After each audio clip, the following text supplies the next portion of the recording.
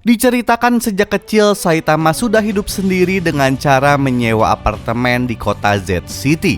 Dan selama berada di apartemennya itu, Saitama seringkali menonton acara superhero, sehingga dia pun bercita-cita untuk menjadi seorang pahlawan ketika dewasa nanti.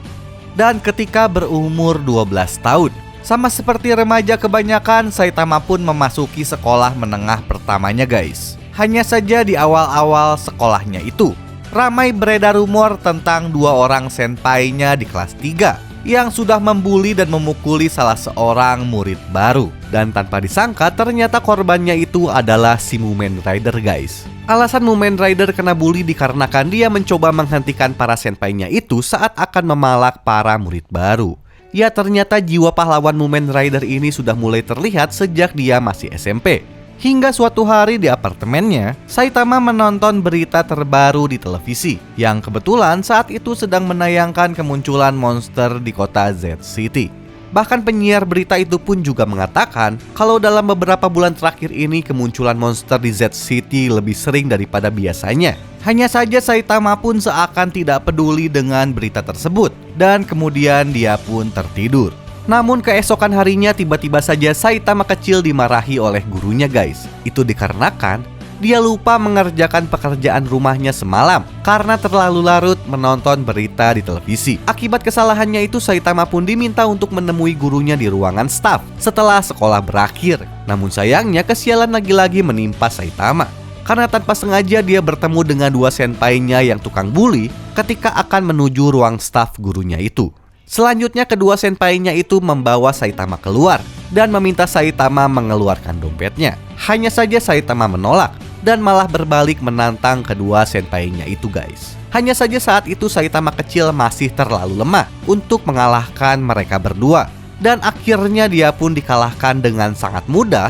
Lalu mereka juga merampas 200 yen milik Saitama. Tapi tanpa diduga tiba-tiba saja sesosok monster babi datang dan memaksa dua pembuli itu untuk memasukkan koin 200 yen milik Saitama ke dalam tubuhnya. Dan setelah kemauannya itu dituruti, monster itu pun kemudian lari menjauhi mereka guys. Kesal 200 yennya diambil begitu saja. Saitama pun akhirnya berlari sekuat tenaga untuk mengejar monster tersebut. Hanya saja pengejaran itu berakhir saat Saitama pingsan setelah terkena serudukan oleh monster babi yang dikejarnya itu. Dan gak lama setelah bangun, Saitama pun menyadari kalau monster tersebut sudah dimusnahkan oleh pihak kepolisian dan militer guys. Hanya saja saat itu Saitama masih merasa kesal karena dia gagal merebut 200 yennya kembali. Dan dalam perjalanan pulang Saitama pun masih menyesali tentang ketidakberdayaannya. Dan dia juga merasa insecure dengan kehidupannya di masa depan nanti karena kelemahannya itu. Oke, time skip saat Saitama sudah dewasa guys. Ya kurang lebih saat ini umurnya udah 22 tahunan lah, atau 3 tahun sebelum alur cerita utama One Punch Man. Setelah dewasa kekhawatiran Saitama pun akhirnya terbukti guys, karena saat ini dia menjadi seorang pengangguran.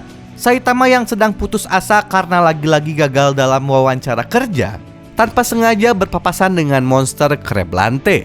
Hanya saja monster tersebut membebaskan Saitama karena tatapan kosong Saitama yang tampak seperti dirinya. Selain itu monster kepiting itu pun mengaku kalau dirinya saat ini sedang mengejar targetnya yang gak lain adalah si bocah dagu belah. Nah, tidak lama Saitama berjalan tanpa sengaja dia melihat anak yang disebutkan oleh monster kepiting tadi. Hanya saja seperti biasa Saitama seakan cuek dan memilih untuk tidak ikut campur masalah orang lain. Tapi ketika beberapa langkah Saitama meninggalkan si bocah dagu belah, tiba-tiba saja monster kepiting itu menemukan bocah tersebut dan menyerangnya dengan capitnya. Namun secara impulsif Saitama berhasil menyelamatkan bocah tersebut. Bahkan dia sendiri pun seakan tidak percaya dengan apa yang sudah dia lakukan. Saitama pun meminta monster kepiting itu untuk memaafkan anak tersebut dan membiarkannya pergi. Namun sayangnya permintaan Saitama itu ditolak dan pertarungan pun tidak dapat dihindari. Ketika akan bertarung, Saitama pun kembali teringat dengan cita-citanya dulu yang ingin menjadi seorang pahlawan. Seorang pahlawan yang akan mengalahkan monster hanya dengan satu pukulan saja. Setelah mengatakan itu, duel Saitama dengan monster kepiting pun terjadi. Hanya saja, Saitama yang saat itu masih lemah akhirnya terluka cukup parah akibat pertarungan itu. Tapi pada akhirnya Saitama pun berhasil mengalahkan monster itu dengan cara menarik salah satu matanya memakai dasi seperti ini guys. Setelah mengalahkan Kreblante, semangat bertarung Saitama pun bangkit. Dan nantinya Saitama akan mulai berlatih sangat keras untuk menggapai cita-citanya itu guys. Di lain pihak, tanpa sepengetahuan Saitama, bocah dagu belah itu pun memberitahu kakeknya tentang kejadian tersebut. Lalu sang kakek pun akhirnya memutuskan untuk membuat asosiasi pahlawan untuk mencegah kejadian serupa terulang kembali. Keesokan harinya Saitama sudah memulai latihan ekstrimnya itu. Latihannya itu terdiri dari 100 push up, 100 sit up, 100 squat, serta berlari 10 km setiap hari. Saitama pun makan 3 kali sehari. Hanya saja ketika sarapan Saitama hanya memakan pisang. Dan dia juga tidak menggunakan AC untuk memperkuat ketahanan mentalnya. Ya, walaupun sangat ekstrim dan membuat tubuhnya sakit luar biasa, bahkan muntah darah. Hanya saja Saitama tidak menyerah dan terus berlatih hari demi hari guys. Setelah rutin melakukan latihan ekstrimnya itu selama 300 hari, Saitama mulai merasa kesakitan di hampir seluruh bagian tubuhnya. Tapi di balik itu semua, kemampuan Saitama sudah meningkat drastis saat ini. Dan dengan kemampuannya itu, Saitama pun seringkali mengalahkan para monster di jalanan ketika sedang berlatih guys. Hingga suatu hari ketika sedang berlatih, Saitama dengan kekuatannya berhasil menyelamatkan seorang anak kecil yang hampir saja tertabrak mobil dengan kecepatan tinggi. Dan dari kejadian itu juga kita bisa melihat kekuatan Saitama saat ini sudah jauh meningkat drastis daripada 300 hari sebelumnya. Nah, ketika rasa sakitnya itu kambuh setelah menyelamatkan si bocil, tiba-tiba saja datang sesosok monster bertubuh besar dan berotot sambil memakai sarung tangan tinju. Dengan sangat arogan, monster itu pun menyerang membabi buta sambil mencari lawan yang bisa memuaskan hasratnya. Melihat ancaman datang, Saitama pun dengan cepat menyerang monster itu dari belakang. Hanya saja monster itu ternyata memiliki refleks yang sangat cepat guys. Dan akhirnya Saitama pun terpental sangat keras setelah mendapatkan pukulan dari monster tersebut. Saitama yang kembali bangkit pun dihajar lagi dan lagi, hingga akhirnya dia pun roboh dan terlihat salah satu giginya tanggal akibat pukulan tersebut. Tapi anehnya setelah dihajar habis-habisan, Saitama tiba-tiba bangkit kembali sambil menunjukkan ekspresi yang aneh di wajahnya. Ekspresi yang belum pernah Saitama tampilkan sebelumnya. Dan banyak yang percaya, di momen inilah Saitama berhasil menghancurkan limiternya guys. Dan setelah momen itu, Saitama tiba-tiba saja mengalahkan monster di hadapannya itu hanya dengan satu pukulan saja. Pukulan Saitama itu terlihat berbeda daripada sebelumnya. Bahkan pukulannya itu sampai menghancurkan wajah dari monster tersebut guys. Oke, next. Setelah berlatih dengan cukup keras selama 1,5 tahun, Saitama kembali bertemu dengan monster yang cukup kuat bernama Octopus Claw. Sama seperti monster-monster sebelumnya, monster itu pun menyerang warga sipil dengan cara membabi buta. Untungnya Saitama yang kebetulan berada di sana berhasil mengalahkan monster tersebut.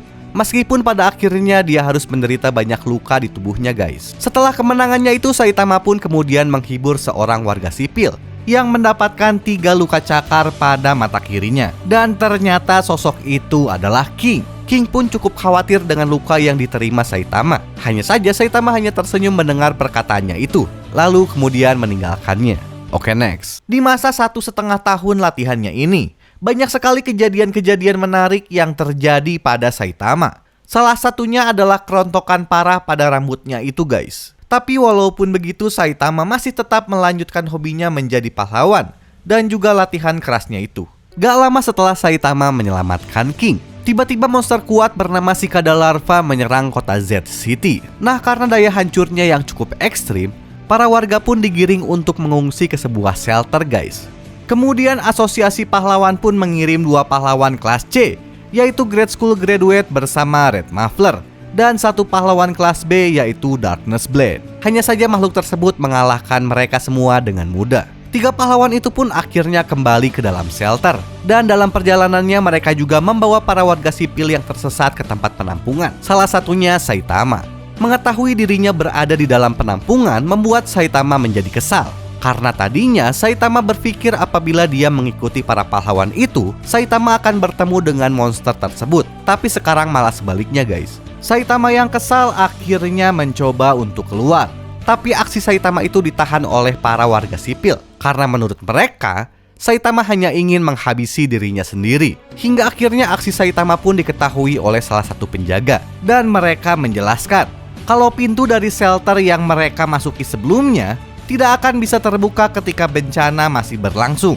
Hal itu pun membuat Saitama cemas. Karena saat ini Saitama merasa ingin ke toilet karena dia sebelumnya sudah terlalu banyak minum. Saitama kemudian bertanya kepada penjaga di mana letak toiletnya. Lalu penjaga pun menjelaskan kalau tempatnya sekarang ini didesain tanpa toilet, guys. Oke, next. Sejam kemudian, Saitama yang sudah kebelet selama 1 jam akhirnya memutuskan untuk segera mendatangi toilet di toko serbaguna terdekat dan melubangi tembok di depannya dengan 1 pukulan saja. Kemudian Saitama yang sudah kebelet berlari sekuat tenaga, guys. Tapi tiba-tiba saja monster sisada larva menghadang Saitama di depan toko serbaguna. Dan sambil berlari Saitama pun memukul monster tersebut sambil berkata, "Jangan menghalangi jalanku," katanya. Dan terlihat monster tersebut pun kalah hanya dengan 1 pukulan saja. Oke, next. Masih di masa 1,5 tahun Saitama berlatih, guys. Rutinitasnya melawan banyak monster membuat seragamnya itu menjadi cepat sobek. Tapi untungnya Saitama selalu didukung oleh seorang pak tua yang memperbaiki seragamnya itu secara gratis. Pak tua yang tidak diketahui namanya itu pun menawarkan kostum pahlawan gratis kepada Saitama. Hanya saja karena tidak menyukai desainnya, Saitama pun menolak secara halus. Keesokan harinya saat Saitama akan mengambil seragamnya kembali, pak tua itu pun memberitahu Saitama kalau dia akan menutup tokonya karena terjebak bunga pinjaman yang tinggi. Dan dia tidak dapat membayar hutangnya itu. Ya, intinya ketipu lah. Saitama pun menyarankan pak tua itu melapor kepada polisi. Hanya saja pak tua itu mengatakan kalau kelompok itu tinggal di sebuah tempat rahasia yang tidak dapat tersentuh oleh pihak kepolisian, katanya. Setelah itu Saitama pun sepakat untuk menolong kakek tua itu dan mengambil sertifikat kepemilikan tokonya kembali. Lalu kemudian kakek itu pun memberikan peta kepada Saitama untuk menunjukkan tempat di mana para kelompok itu tinggal. Dan ternyata setelah diselidiki, markas penjahat itu adalah rumah kos-kosan yang ditempati oleh Saitama. Dan dari situ Saitama pun akhirnya menyadari alasan kenapa tempat sewanya itu dihargai sangat murah. Itu karena tempat sewanya itu dijadikan sarang oleh para penjahat, guys. Setelah mengalahkan beberapa kroco, Saitama pun akhirnya bertemu dengan bos pinjol tersebut lalu mengalahkannya. Hanya saja setelah mengalahkan semua penjahat itu, Saitama malah diusir oleh pemilik tempat. Karena menurutnya, selama ini penjahat-penjahat itulah yang menjadi sumber penghasilannya. Setelah diusir, Saitama pun kembali bertemu dengan pak tua yang selalu menjahit bajunya itu. Hanya saja walaupun sertifikatnya sudah kembali, pak tua itu pun masih memutuskan untuk pensiun dan menutup tokonya. Dikarenakan faktor usia, guys. Mengetahui Saitama diusir dari tempat sewanya, pak tua itu pun menyarankan Saitama tinggal di pinggiran kota Z City, atau sering disebut dengan sebutan Ghost City atau kota hantu. Karena menurutnya semua penghuni di sana sudah melarikan diri diakibatkan keamanan yang sangat buruk. Tapi walaupun begitu, hampir semua sarana di sana masih bisa dipakai, ungkapnya. Lalu sebagai rasa terima kasih karena Saitama sudah melindungi tokonya, pria tua itu pun memberi hadiah baju pahlawan kepada Saitama sebagai mahakarya terakhirnya.